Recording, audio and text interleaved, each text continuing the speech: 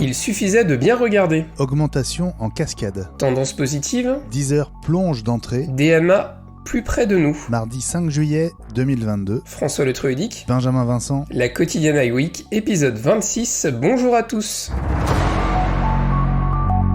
Il s'appelle Pierre Blasquez et il voit ce qui nous échappe. Ce jeune développeur a découvert dans l'installeur d'un logiciel en ligne depuis des mois, dit-il, près de 25 références à des produits Apple qui n'existent pas officiellement à ce jour.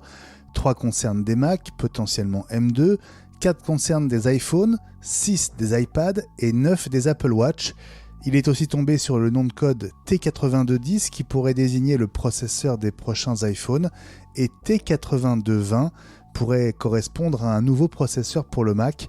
Enfin, Audio Accessory 6,1 désignerait un nouveau HomePod, sachant que le HomePod mini pour les intimes s'appelle Audio Accessory 5,1. Bon ça confirme ce que Mark Gurman nous laisse entendre sur la rentrée qui serait super riche. Je pense qu'il faut s'attendre à un feu d'artifice pour le dernier trimestre.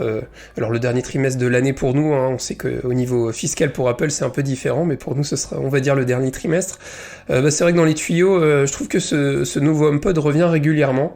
Alors peut-être qu'on aura une mauvaise surprise, ce sera peut-être juste une mise à jour du HomePod mini, mais je pense qu'il y a peut-être la place pour Apple à un HomePod un peu plus grand, mais sans doute meilleur marché que ce que pouvait l'être le HomePod historique, la grosse bête qu'on pouvait avoir dans notre salon, mais qui était très bien mais très cher. Et puis du côté des Mac, évidemment, on s'attend tous à avoir des nouveaux Mac M2, M2 Pro, M2 Max, M2 Ultra. Et puis sans doute aussi ce fameux nouveau processeur pour le Mac Pro qui fonctionnerait sous Apple Silicon. Ça c'est pareil, c'est des choses qu'on s'attend à voir venir à un moment ou à un autre. Et puis voilà, des nouveaux iPhones, etc. Je t'avoue que ce qui me fait le plus envie, ce que j'attends le plus sans doute, c'est ce fameux Mac Pro, parce que c'est vrai que là du côté des iPhones, on parle de quelques évolutions, pas de révolution, pareil pour les iPad Pro, etc. Je pense que c'est vraiment ce nouveau Mac Pro qui me fait envie quand je vois ce qu'Apple nous a produit avec le Mac Studio. J'ai hâte d'avoir la suite. J'irai pas jusqu'à dire que j'ai hâte à la rentrée, parce que ça voudrait dire que les vacances sont terminées, mais je pense que c'est quelque chose qui nous motivera bien à partir du mois de septembre. L'un des principaux fournisseurs de TSMC qui fabrique les puces A et M pour Apple prévient qu'il va devoir augmenter ses prix. Showa Denko en pleine bataille pour survivre face à l'augmentation du coût des matières premières, de l'énergie et la faiblesse dramatique du yen. Le yen qui n'a jamais été aussi bas, François, face au dollar depuis 24 ans. Ça fait beaucoup. Oui, et puis on parlait de la rentrée tout à l'heure, c'est vrai que moi c'est peut-être un peu plus de ce côté-là que je suis inquiet, dans le sens où on a bien vu à la sortie des nouveaux MacBook Air M2 que les tarifs avaient bien augmenté, même sur le MacBook Air d'entrée de gamme. On sent avec la pénurie des composants, avec la crise ukrainienne, avec les problèmes de reconfinement en Chine, des choses dont on vous parle très très régulièrement. Pour l'instant, je trouve que l'impact au niveau des tarifs n'était pas spécialement visible, important, mais je pense qu'on va sans doute le voir encore plus à partir du mois de septembre sur ces nouveaux produits qui vont sortir. On peut espérer, mais j'y crois pas trop, qu'Apple renie un petit peu sur ses marges pour éviter d'avoir des augmentations de tarifs trop importants. Maintenant, comme d'habitude, il y a un équilibre à trouver. Si les tarifs augmentent trop, les gens renouvelleront peut-être pas leur matériel, donc pour Apple, ce sera pas positif. Peut-être qu'il faudrait accepter de rogner un peu sur les marges et viser la quantité. Maintenant, je suis pas économiste, je suis pas dans le conseil d'administration d'Apple, hélas, donc je ne serai que un utilisateur intéressé, on va dire, et comme tout le monde, un peu inquiet par rapport à ça. À un peu plus de 3 semaines de l'annonce par Apple de ses résultats trimestriels, ce sera le 28 juillet, la tendance est plutôt à l'optimisme selon JP Morgan, en tout cas si l'on se fie aux délais de livraison et à leur évolution. Aux US, en tout cas, les délais sur le Mac sont passés à moins d'1 mois. Comptez 12 jours pour un iPad, 4 jours pour un iPhone, 2 jours pour les AirPods. Des délais variables d'un continent à l'autre. En Europe, ils sont plutôt plus longs, alors qu'ils sont plus courts au Japon en ce qui concerne le Mac. Globalement, l'optimisme l'emporte et Samik Chatterjee, qui a fait cette étude, a comparé ces délais. Il estime qu'Apple devrait réussir à minimiser l'impact de la pénurie des composants. Apple qui a anticipé 4 à 8 milliards de manques à gagner sur le trimestre. Est-ce que tu partages ce relatif optimisme, François ? Bah, je t'avoue que quand je vois les chiffres, je te dirais plutôt le contraire. Je m'explique, le fait que les délais de livraison soient raccourcis. Alors d'un côté, on peut se dire que la production en Chine a repris, que potentiellement il y a plus de Mac à vendre. Maintenant, est-ce que c'est pas aussi tout bêtement que la demande est un peu plus faible que ce qui était envisagé au départ? Ça, on le saura très bientôt, dans 3 semaines. Maintenant, ça reste positif. Je pense en particulier à tous les jeunes qui viennent avoir leur bac aujourd'hui et qui vont avoir envie d'acheter du Mac. Alors, le conseil habituel, hein, attendez l'opération Back to School qui devrait plus tarder à être lancée par Apple. Ça peut toujours être intéressant. On aura sans doute une carte cadeau à valoir chez Apple, que ce soit d'un point de vue applicatif ou d'un point de vue matériel peut-être, si c'est comme aux États-Unis. Maintenant, ça veut dire aussi que quand vous commandez du matériel Apple, le délai de livraison est un peu plus court.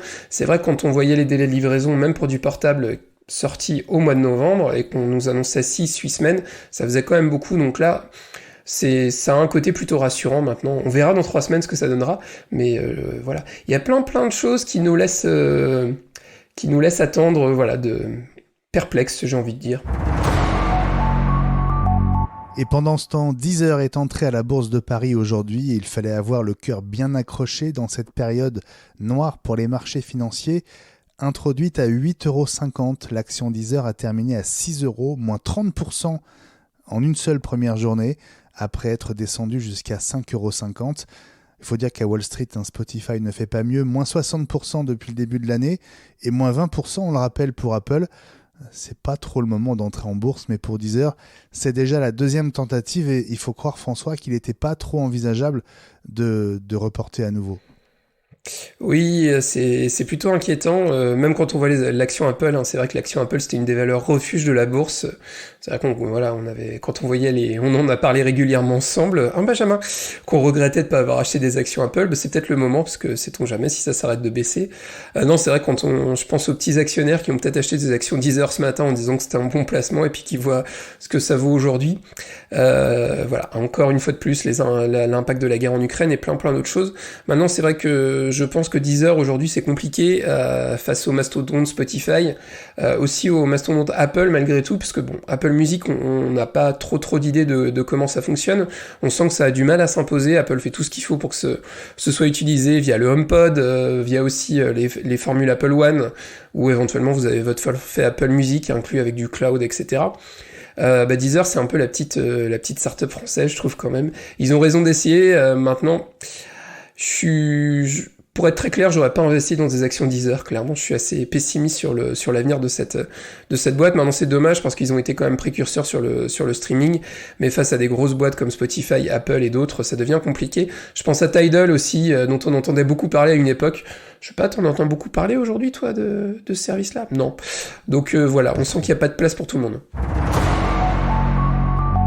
Et puis une étape de plus pour le Digital Markets Act qui pourrait entrer en vigueur avant la fin de l'année dans l'Union européenne. Il obligerait Apple, mais aussi Google, Amazon, Facebook, Microsoft à changer leur modèle. Pour Apple, il obligerait à accepter d'autres magasins d'app sur l'iPhone et à permettre l'installation d'applications non validées par Apple. Le DMA permettrait aussi à Android de se brancher sur iMessage par exemple et de permettre des appels via FaceTime. Ce serait aussi la fin du monopole de fait d'Apple Pay, de WebKit pour la navigation Internet sur l'iPhone et de Siri comme assistant vocal aussi sur nos devices, François. Je t'avoue, quand j'ai vu la news, t'as dû voir ma tête. Je trouve ça dommage. Alors d'un côté, j'entends, c'est important pour laisser l'utilisateur choisir et ainsi de suite. Mais ma crainte, c'est qu'on perde le côté simplicité, le côté tout en un, et puis aussi le côté sûr derrière de l'iPhone, d'iOS et même de macOS. Hein. Je comprends éviter qu'il y ait des grosses boîtes comme Apple qui ait le monopole. Surtout, maintenant, il faudra voir les conséquences. J'ai envie de dire, la personne qui a vraiment eu envie d'utiliser un autre assistant vocal que Siri peut le faire. L'application Alexa est disponible sur l'iPhone.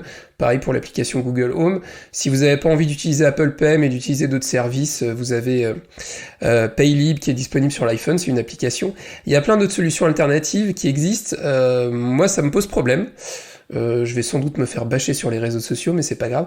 Moi, je préfère que mon iPhone il reste tel qu'il est aujourd'hui. Et si j'ai choisi Apple, c'est aussi pour cette facilité, aussi pour la sûreté, pour plein de choses. Et je crains qu'avec ce genre de loi qui se développe, ça devient compliqué, et je pense que c'est aussi une des conséquences de l'affaire Epic Games. On sent que ça poussait, pardon l'expression, mais ça poussait au cul d'Apple pour des ouvertures. Donc vu qu'Apple le fait pas d'elle-même, et bah du coup on va lui imposer. Pareil pour Google, pareil pour Facebook, etc. C'est inquiétant, je trouve, pour Apple. Voilà. Ça m'empêchera pas de continuer à utiliser un iPhone et puis de pas aller installer de l'App Store alternatif, pour avoir Google Home à la place de Siri, même si Siri, on sait très bien qu'il marche très mal, mais après, tant que chacun a le choix de ce qu'il veut faire, c'est le principal, je pense. La quotidienne iWeek Reviens demain.